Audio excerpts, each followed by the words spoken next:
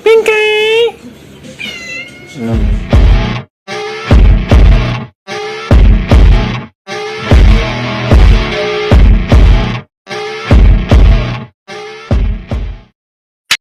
Mga ka-skills and ideas, tignan nyo tong hose ng washing machine.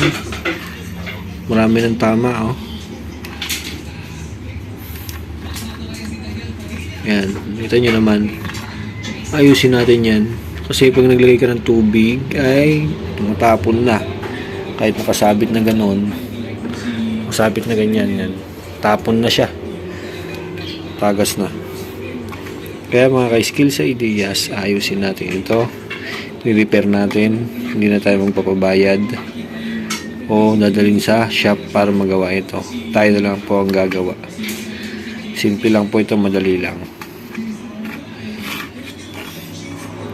Bigyan ko po kayo ng idea para paano ito ayusin. Yung sa mga iba alam na rin to, pero sa mga hindi pa nakakalam, sasabihin ko na rin. Kung hanggang dito po yung pinakahuling sira niya, sisirain na po natin yan, guguntingin natin. Tapos hanggang dito, hanapin natin hanggang dulo ng sira.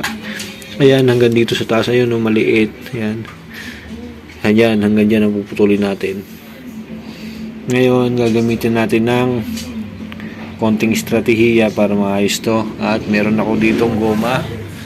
Tignan din natin kung naayos natin, kung pwede natin gomahan.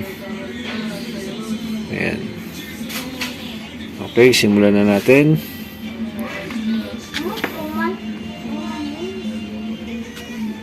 Ayan guys, naputol na natin. Ayan, wala nang tama yan dito. Wala nang tama, ah. Ganun din. Walang tama. Goods na. Ayan, ang gagawin natin, guguntingan lang natin to.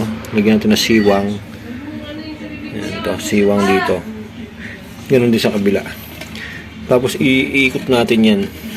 Parang iti-trade natin yung ganun. Sisikip na yan. Hanggang sa magsara na siya uling ganyan. Sige guys, testing ko muna, wait lang. Ayusin natin yan. Ito na yung mga na tinanggal natin, may mga tama.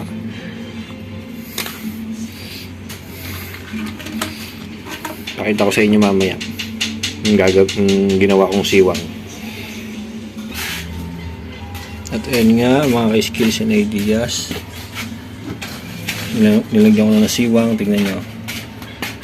Yan. Meron din sa kabila. Pagkukontrahin lang natin yan na ganyan. At iikot. Ganun lang siya. Sige. Papakita natin sa mamaya.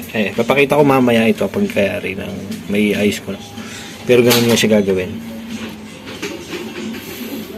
Pinky! Ayan na siya guys. Ito na po siya guys. Ayan, mga skills and ideas. Kahit anong hila mo po yan, mahigpit na po. Oh. Hawak ko kasi yung camera eh. Ay, hindi ko napakitang mahigpit na. Ito, natapakan ko. Tapos silain natin. Oh. Hindi na siya mahuhugot. Tapos yan guys, tatalihan ko po yan ng goma. Ganun lang po. Tapos, okay na siya. Okay. Wait lang po, tatalihan ko po ng goma, mga ka-skills and ideas. Yan guys, hinahatiin ko muna yan dito. Masyadong makapal eh. Guntingin ko muna guys. Ayan mga ka-skills and ideas. Ang ginamit ko na lang pong pangbalot dito ay yung natirang electrical tape. Sayang po kasi pag goma naman po ginamit ko, malambot lang to, naiipit. Kaya yan po muna ang ginamit ko. Okay na po yan, di na po yan na tatagas ang tubig. Goods na po yan. Matibay na po yan. Tapos na po ang ating paggawa ng hose. Na-repair na po natin. Salamat sa inyo. Bye-bye.